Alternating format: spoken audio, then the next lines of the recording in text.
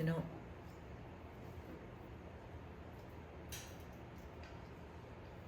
there are so many desires that come up every single day. There are some desires that come from within you, and some desires that come from outside when you look at other people and what they're doing with their lives. And a lot of it makes you feel like you have not achieved anything in this world. And a lot of it makes you feel, oh my God, compared to them, I'm doing really well. Right? We're always a little bit better than someone else and a little bit worse than someone else.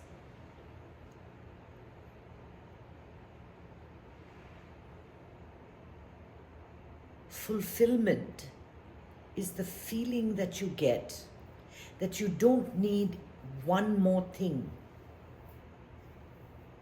right now. That whatever you need, whatever you want, has been more than provided for you. At this moment, with everything that you have or don't have, it's okay. Fulfillment is not the same as perfection, right? Like it's a perfect life. And I've got the hair, I've got the clothes, I've got the husband, I've got the money, I've got the job, I've got the house, I've got the car, I've got everything. You see, each one of us is born into this world with a different basket of trouble. It's not the same. We all have our own little problems.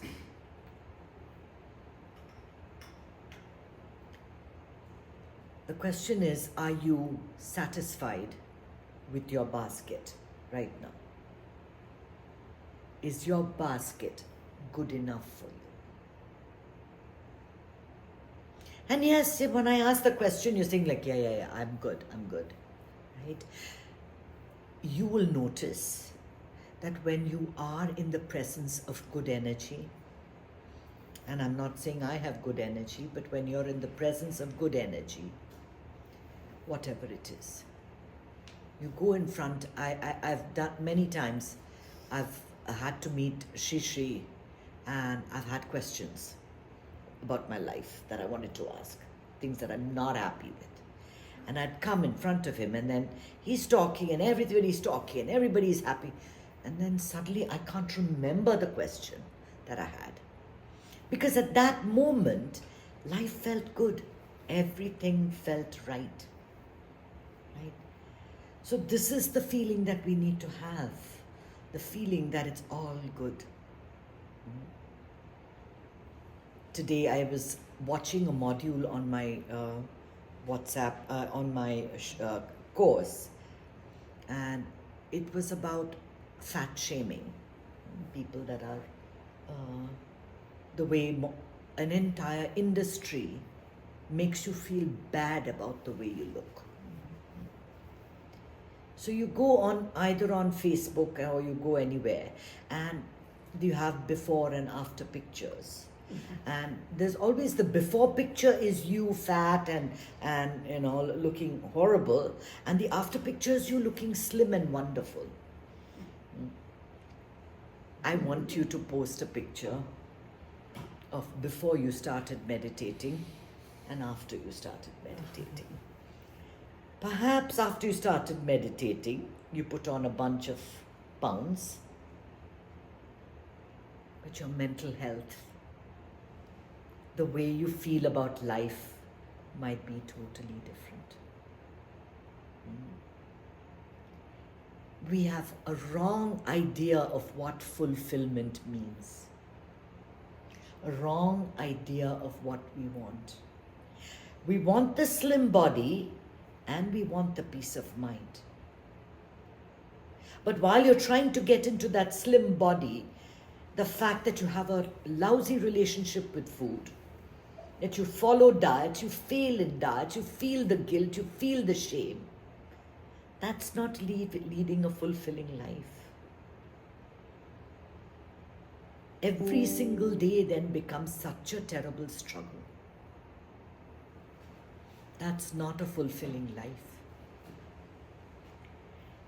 It's quite possible that when you take that thin picture does not reflect your mental state at the time. How you feel, what health problems you're going through, what mental anguish you're going through, how many relationships have broken at the time, how many friends passed away. It does not represent anything. These things are there, put there to get you out of balance. Because it understands your mind that says, when I get that, then I'll be happy. So you see all this advertisement, these beautiful ladies with a completely unblemished skin, not a dot on their skin, right? And you say, I want that. When I get that, I'll be happy. If I buy that product, I will be happy. I will be completely fulfilled, right? You see all your friends getting married and, you're reaching your 30s and 30. Oh, when I get married, then I'm going to be happy. And then all your friends are having babies and you can't conceive. And then you're like, oh, when I have a baby, then I'll be happy. The mind, you see, is always postponing that moment of fulfillment, that moment of feeling complete. I always say, if you are not happy now, you probably never will be. Happiness is your birthright, but that exists only in the current moment, only in the present moment. It does not exist afterwards. It does not exist, after 2 years, after 5 years. And it did not exist in the past. Even if it did, how does that matter? How does that affect your present? To feel that you had something and you lost it is a very sad feeling. I lived so well. I had, 2 maids working. I don't know.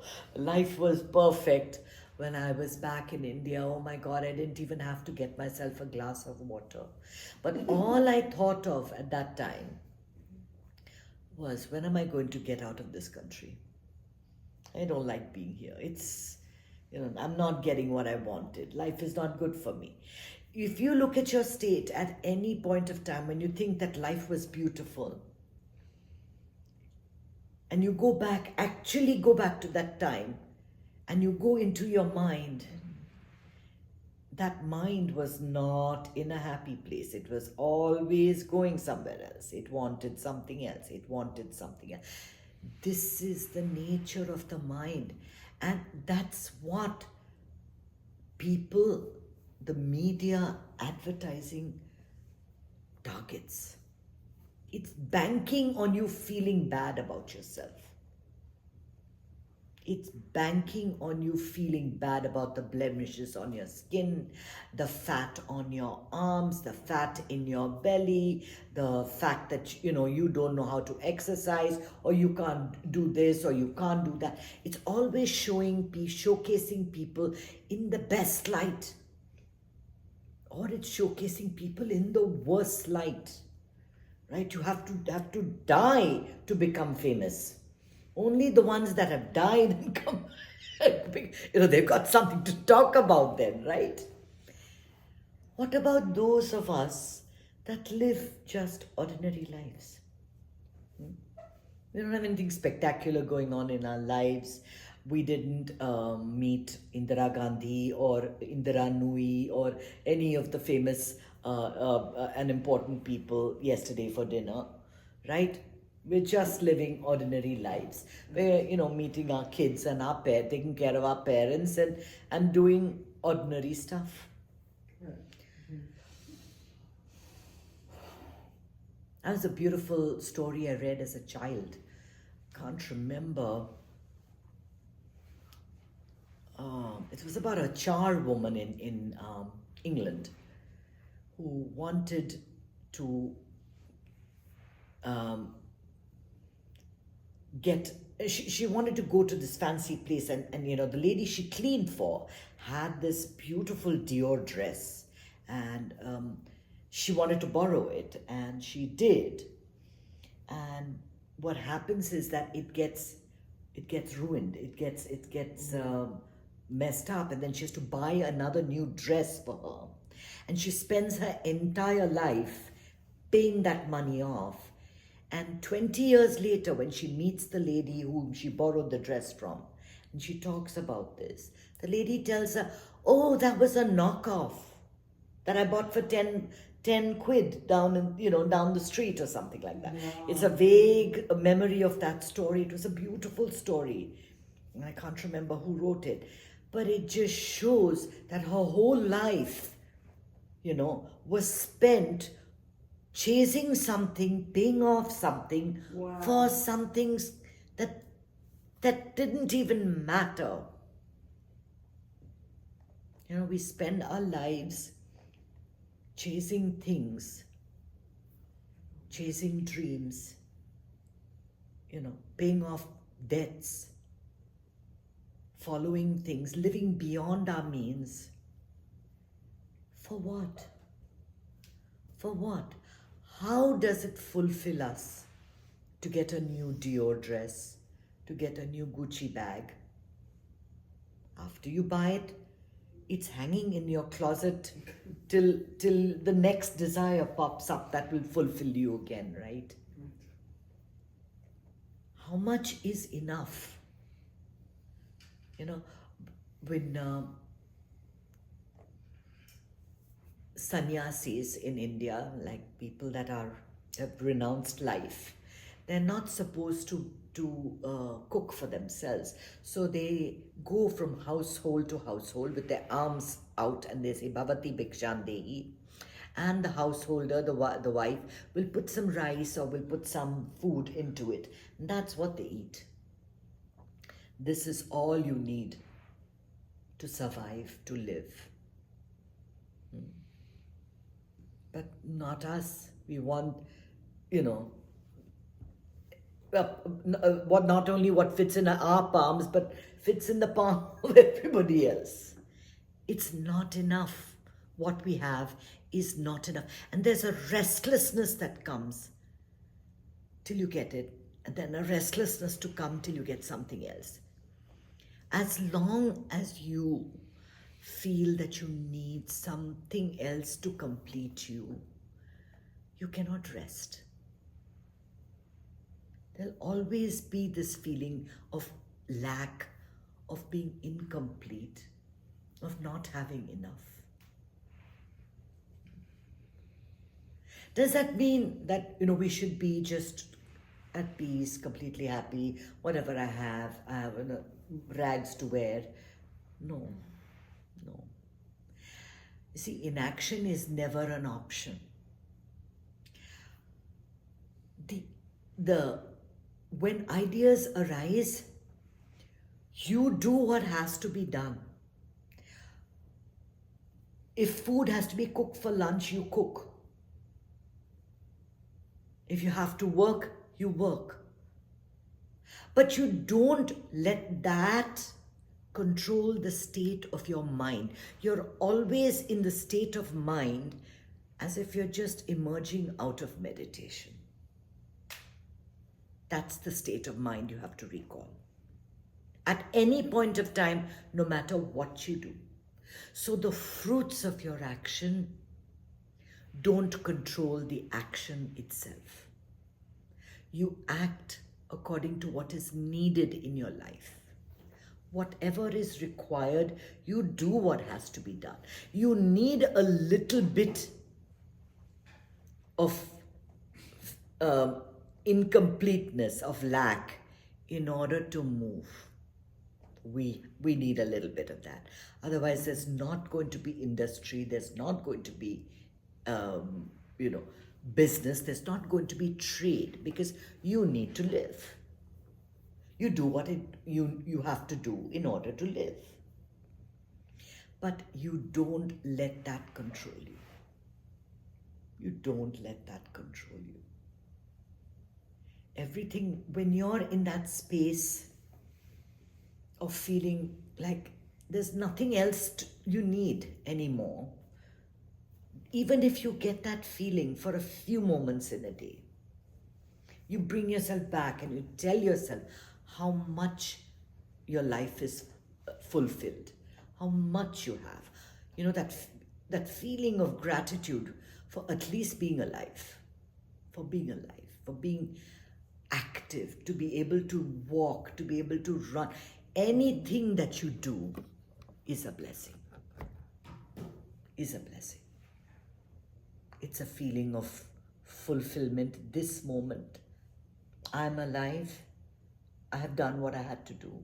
I have lived this life, this moment, as perfectly as possible.